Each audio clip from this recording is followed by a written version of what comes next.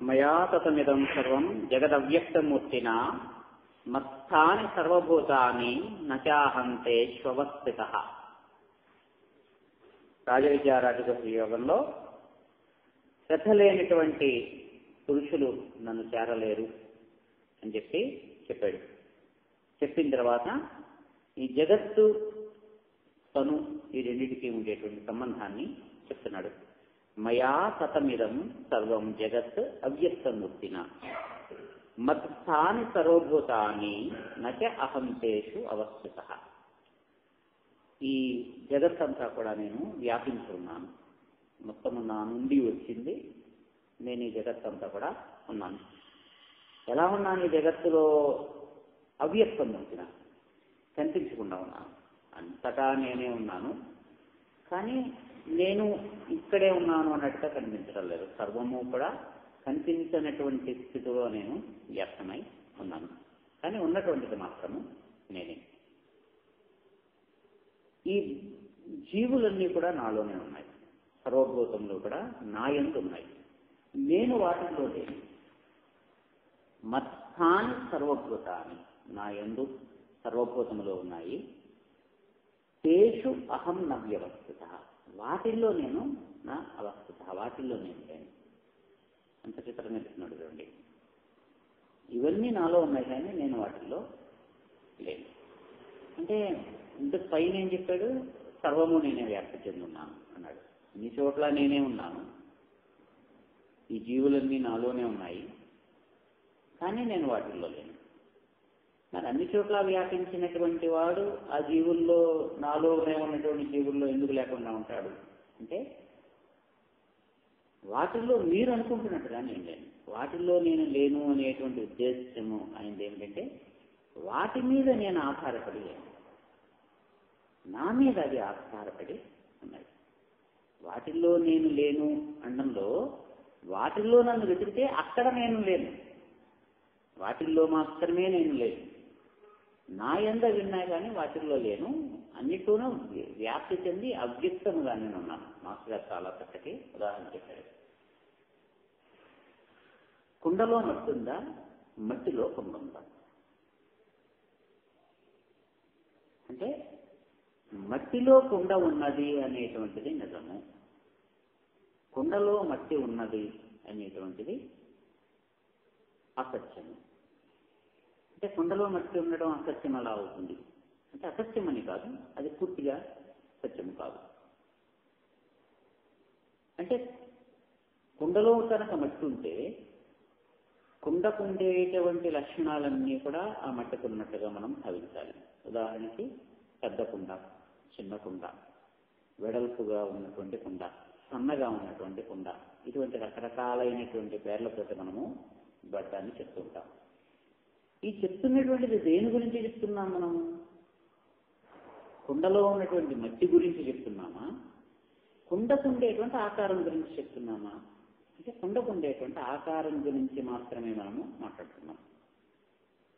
కుండ యొక్క ఆకారము పెద్దదిగా ఉంది, చిన్నదిగా ఉంది, వెడల్పుగా ఉంది, సన్నముగా ఉంది, ఇవన్నీ కూడా ఆకారంలోకి చెందినటువంటివి, మట్టికి చెందినది కాదు. మట్టి వెడల్పు కాదు, మట్టి సన్నము కాదు, మట్టి పొడుగు కాదు, మట్టి పొట్టి కాదు. మట్టికి ఆ లక్షణాలు ఏమీ లేవు.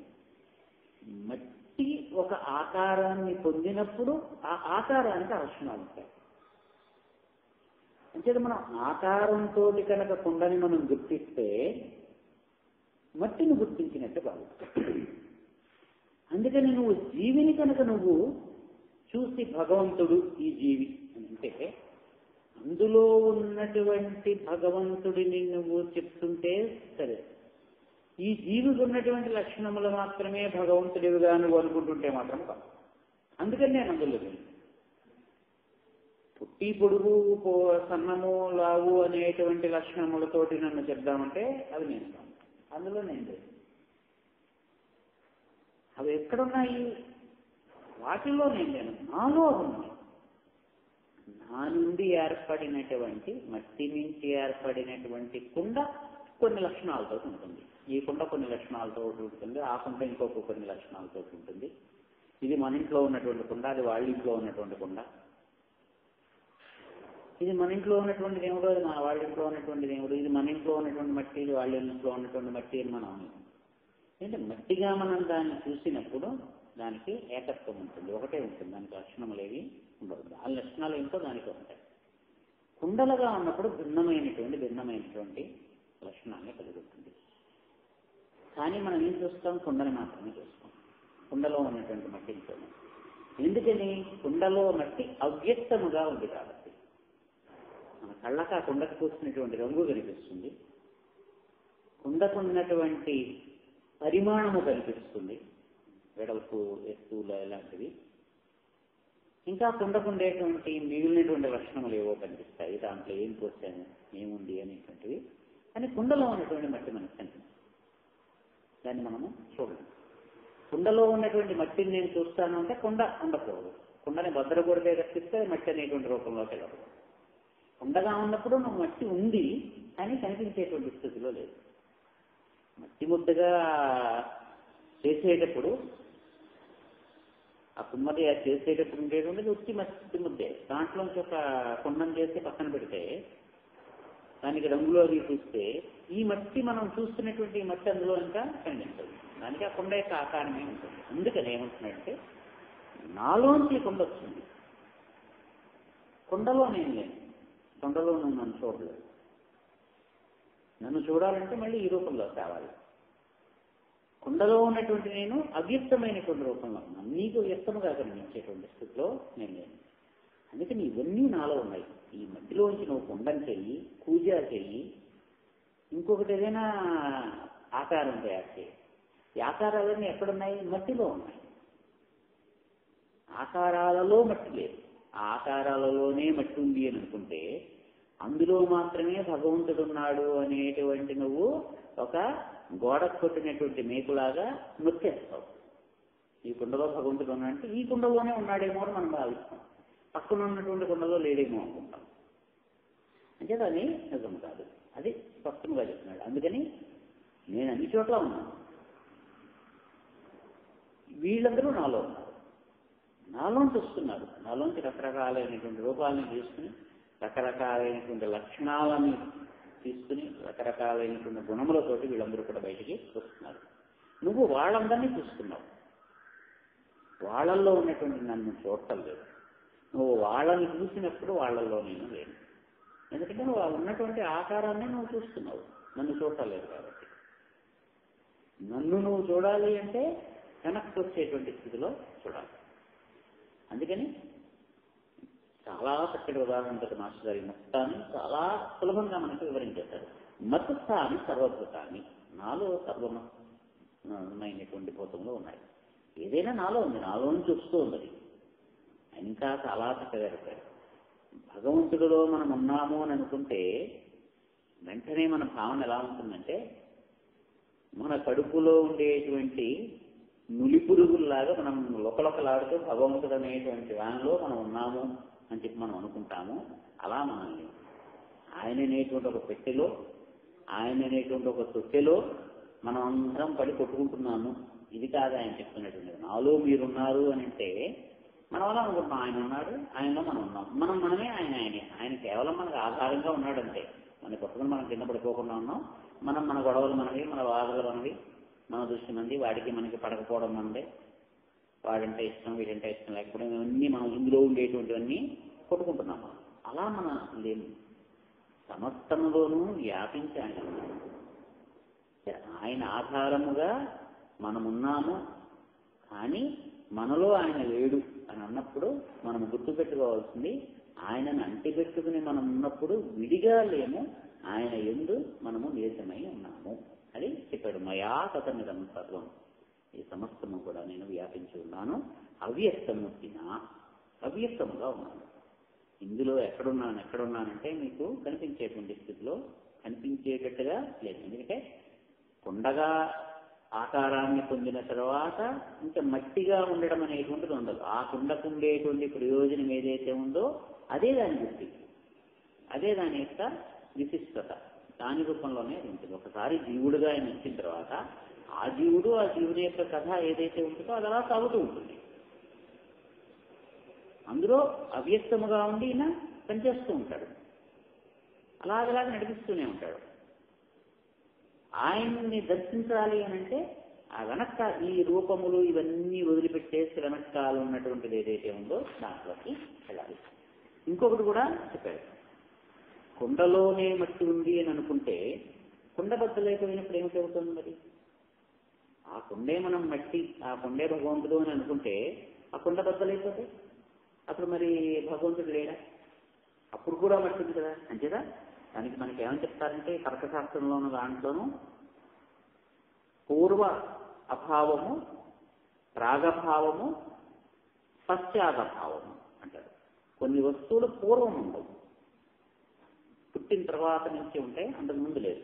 కుండ ఉంది, కుండకి అది ఆకారము తయారు చేసిన తర్వాత ఉంది, బద్దలైపోయాక మళ్ళీ కుండ లేదు.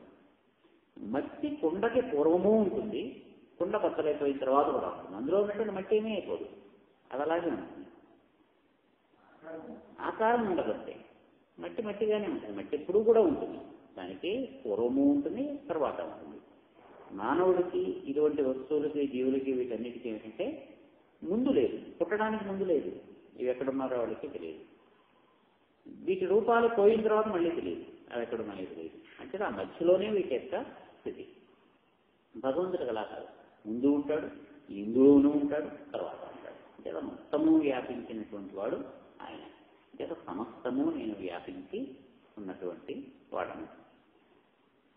అందువల్ల హెచ్చరించాను, వాటిల్లో నేను లేను అది గుర్తుపెట్టుకోండి.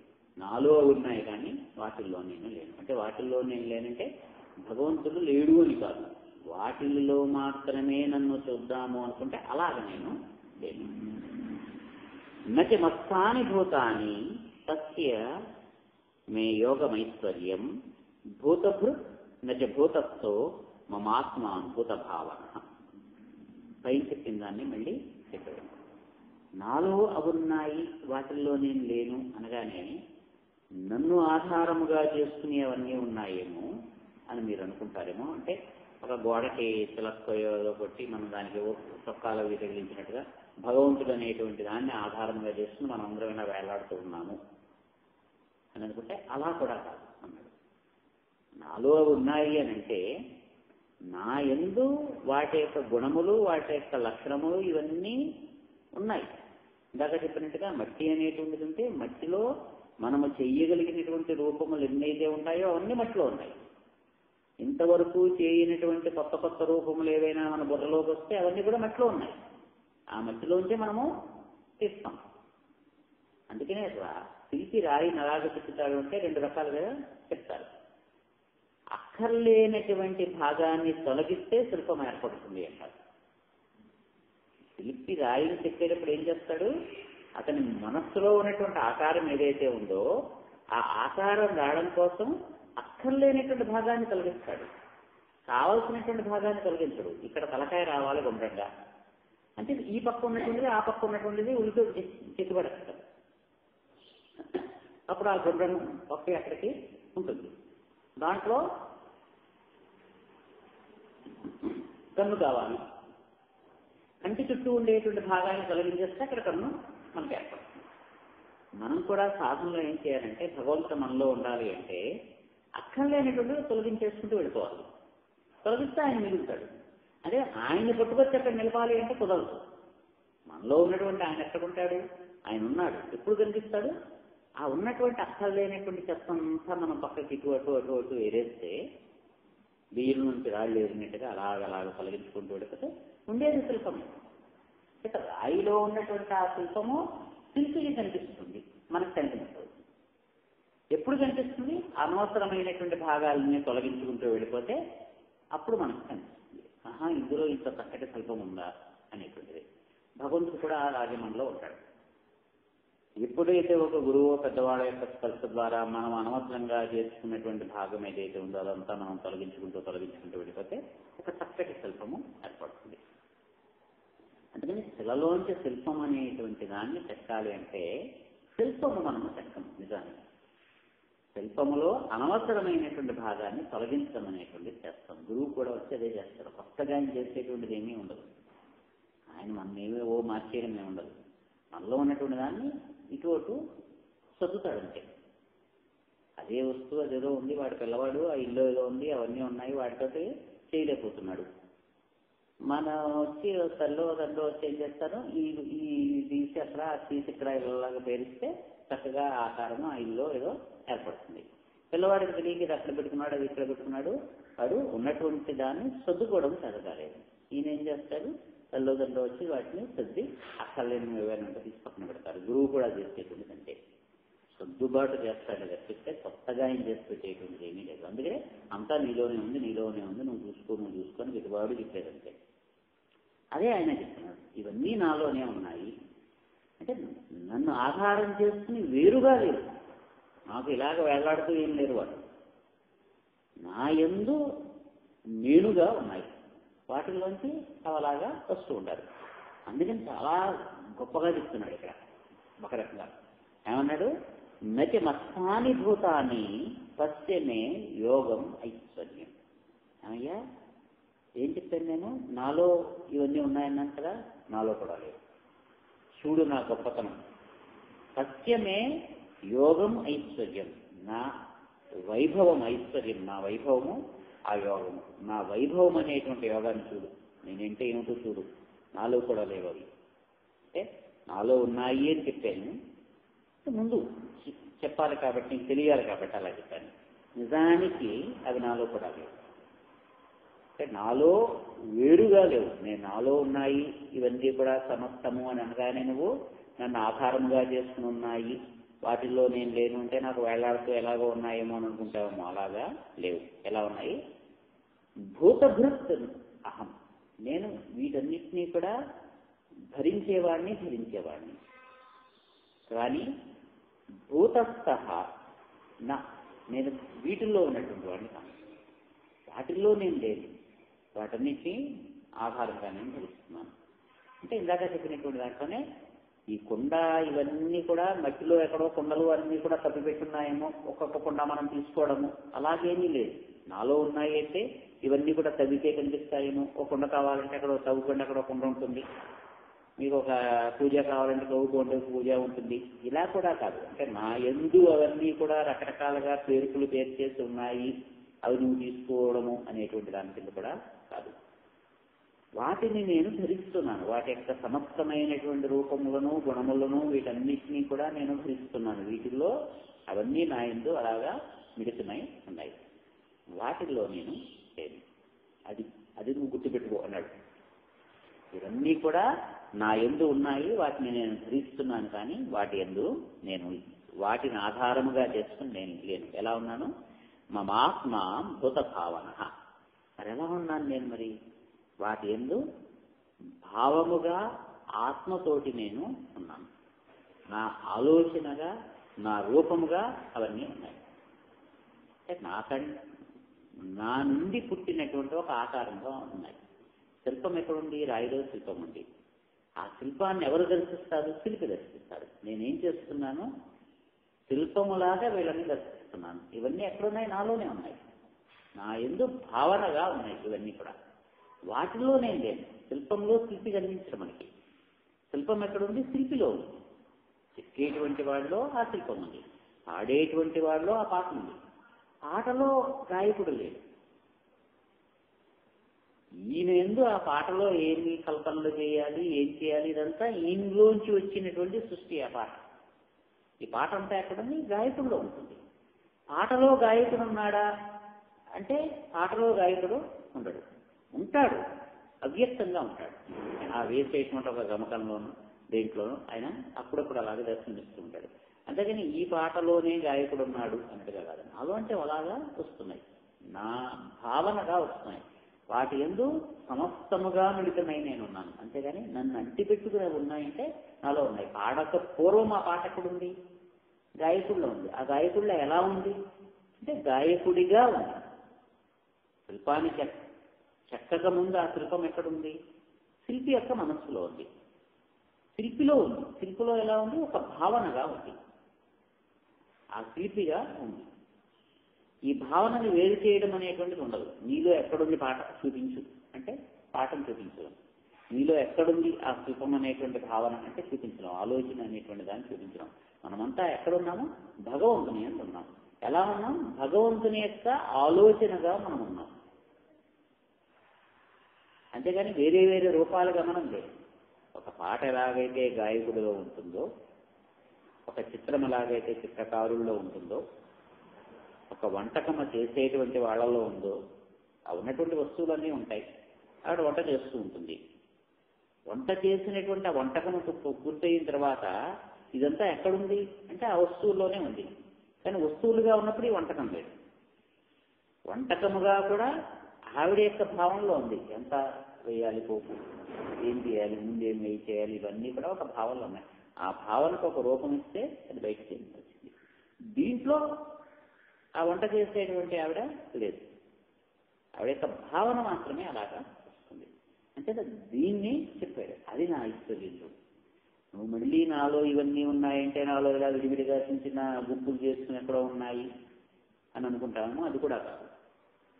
నన్ను ఆధారంగా చేసుకున్నది ఉన్నాయి అంటే నా భావనగా అవి ఉన్నాయి. వాటిల్లో నేను భావనగా ఉన్నాను. వాటిల్లో నేను ఉన్నాను. నా భావనగా అవి ఉన్నాయి. అవి వ్యక్తమవుతున్నాయి. అంచేత అదంతా కూడా నా ఐశ్వర్యం. చూడు నా యొక్క ఈ విచిత్రమైనటువంటి ఇది.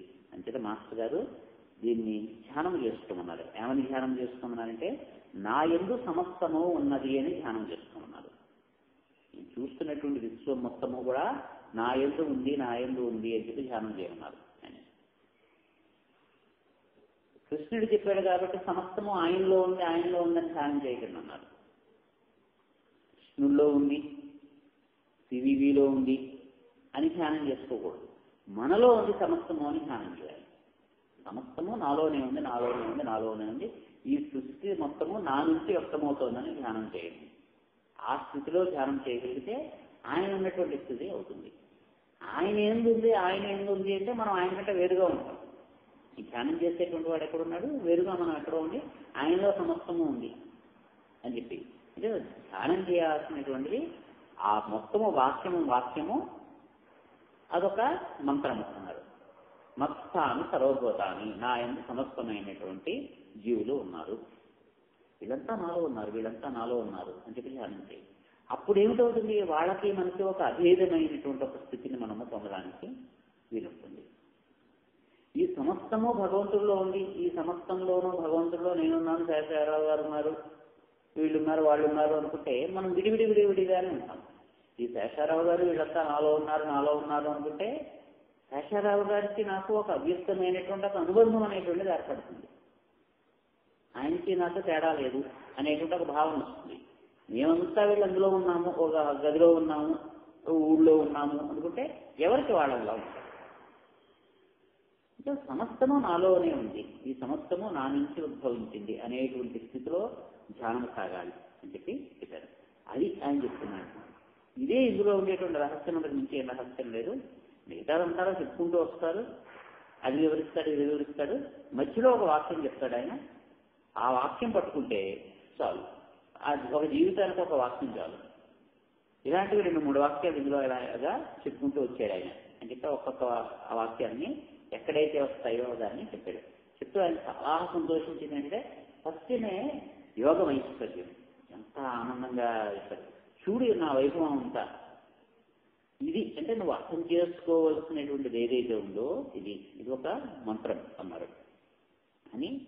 దానికి మళ్ళీ ఒక ఉదాహరణ చెప్పాడు. అర్థమవ్వదేమో అని. అర్జునుడికి కాదు, మనకి ఆ స్థితిలో ఆయన చెప్తున్నటువంటిది అర్జునుడికి అర్థమవుతూనే ఉంటుంది కాబట్టి ముందుకెడుతూ ఉంటాడు. కానీ మనకు అర్థమవుదేమో అని మళ్ళీ వివరిస్తున్నారు. నాలో ఎలా ఉంటుంది, నాలో ఇవన్నీ భావనలో ఎలా ఉంటాయి అంటే యథా ఆకాశస్థితో నిత్యం వాయు సర్వత్ర గో మహాన్ తథా సర్వాణి భూతాని మత్స్థానీతి ఉపధారయ. యథా ఆకాశస్థిత నిత్యం వాయు సర్వత్ర మహాన్ తథా సర్వాణి భూతాని మత్స్థాని ఇది ఉపధారయ. నువ్వు ఎలాగ అర్థం చేసుకో. ఎలాగంటే వాయువు అంటే ఏమిటి, గాలి అంటే ఏమిటి? ఈ గాలి ఎక్కడుంది? గాలి ఎక్కడుంది? చోటులో ఉంది. ఆస్కర్ ఎప్పుడూ చెప్పేటువంటి ఒకటే. ఇంట్లో చోటుందా, చోటులో ఇల్లుందా ఆలోచించుకున్నారు. ఒకటే చోటులో ఇల్లు ఉంది. ఇల్లు లేనప్పుడు ఇక్కడ ఏముంది? ఒక స్థలం ఉంది, ఒక చోటు ఉంది. ఆ చోటులో మన బుర్రలో ఒక ఆకారం పెట్టుకుని ఆకారం ప్రకారం ఒక ఇల్లు కట్టుకున్నాం.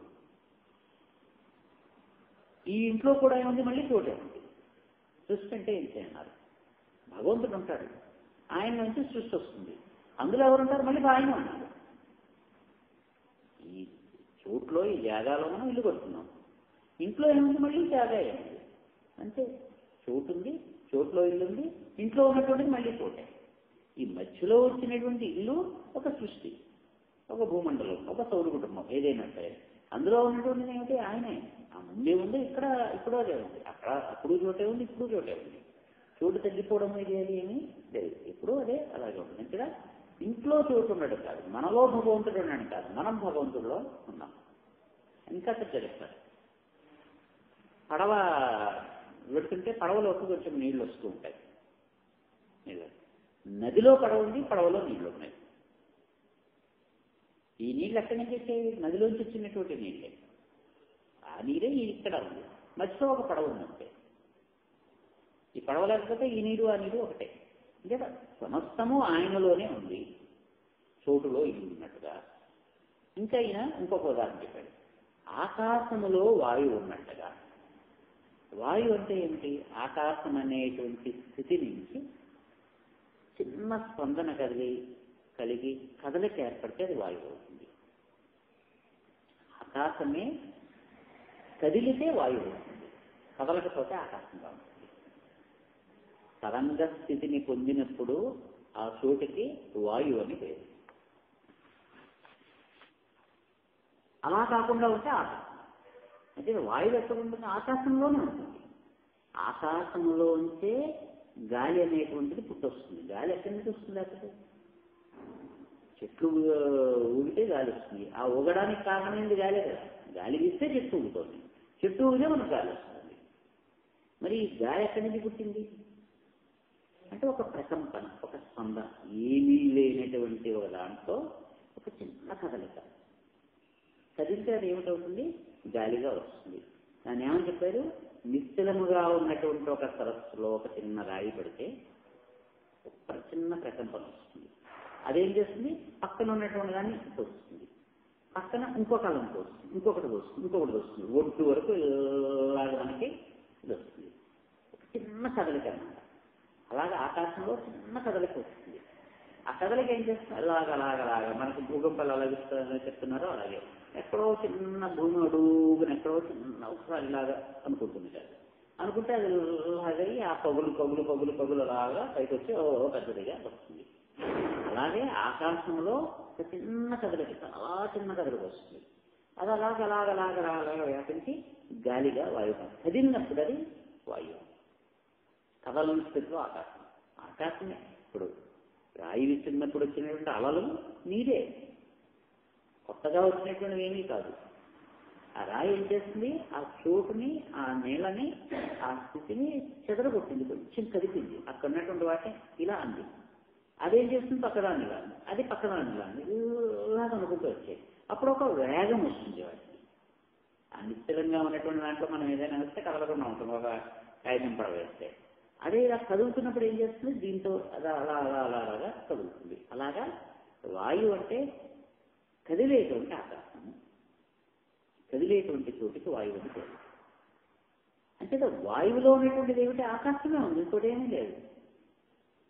ఆకాశమే వాయువులోనే ఉంది. వాయువుగా అది కదులుతోంది. నేను అంటే ఈ జీవులు ఎవరు? నేనే.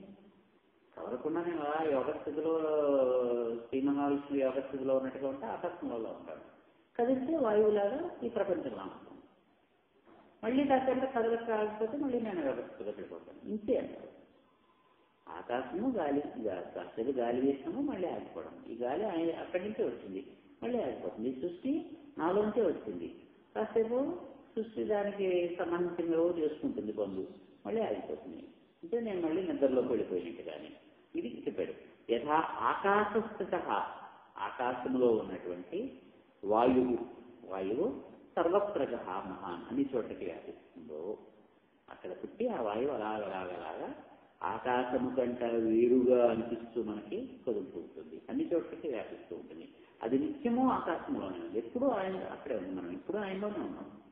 ఆయన కంటే మనం వేరుగా ఎప్పుడూ లేదు.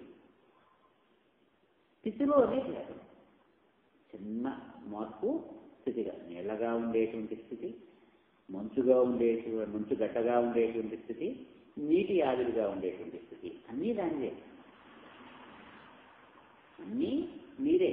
అదే మంచుగడ్డగా ఉంటుంది, అదే నీటి ఆవిరిగా ఉంటుంది. చిత్రం ఏమిటంటే మంచుగడ్డగా ఉన్నప్పుడు ఆ నీళ్లలో తేలుతూ ఉంటుంది. సముద్రంలో అక్కడక్కడ ఈ అంటార్టిక్ ప్రాంతాలకి బాగా చల్లగా ఉండేటువంటి ధ్రువాల దగ్గరికి వెళ్తే ఆ చలికి నీళ్లు గడ్డగట్టేస్తుంటాయి, ఆ నీళ్ళే అలాగ తేలుతూ ఉంటాయి. సముద్రంలో అక్కడక్కడ నీళ్ళు అలాగ తేలుతూ ఉంటాయి. మనకి ఈ తేలుతున్నటువంటిది నీళ్ళ కంటే భిన్నముగా అనిపిస్తుంది, దాని యొక్క లక్షణాలు వేరుగా ఉంటాయి. అది ముట్టుకోవడానికి వీలుగా ఉంటుంది, దాని మీద మనం కూర్చోవచ్చు, దాన్ని పట్టుకోవచ్చు. నీళ్ళని మనం పట్టుకోలేము, నీళ్ళ మీద మనం కూర్చోలేము. కానీ మంచుగడ్డగా మారినటువంటి నీళ్ళ మీద మనం కూర్చోవచ్చు, మంచుగడ్డగా మారినటువంటి నీళ్ళని మనం పట్టుకోవచ్చు, దాని మీద పట్టవచ్చు. ఇవేవి నీళ్ళకు ఉండేటువంటి లక్షణాలు కాదు, మంచుగడ్డలా ఉన్నప్పుడు వచ్చినటువంటి లక్షణాలు. కానీ మంచుగడ్డ ఎక్కడిది? నీళ్ళదే, నీరే మంచుగడ్డగా ఉంది. కానీ మంచుగడ్డగా అయినప్పుడు కొన్ని కొత్త లక్షణాలు వచ్చేదానికి. ఈ మంచుగడ్డ ఎక్కడ ఉంటుంది? నీళ్ళలోనే తేలుతూ ఉంటుంది. ఆ నీళ్లలోనే తేలుతున్నటువంటి మంచుగడ్డ వేరుగా మనకి భాషిస్తుంది. మనము కూడా ఆయనలోనే ఉండి కొంచెం వేరుగా మనము అనుకుంటున్నాం. ఈ సృష్టి మొత్తం ఆయనలోనే ఉంది, ఎక్కడా లేదు. కానీ సృష్టిగా ఉన్నటువంటి స్థితిలో కొన్ని వేరు లక్షణాలు దీనికి ఉంటాయి. ఈ లక్షణాలు చూసి మనం ఇది వేరు అనుకుంటున్నాం. కానీ సైన్స్ ఒక శాస్త్రజ్ఞుడు ఏం చేస్తాడు?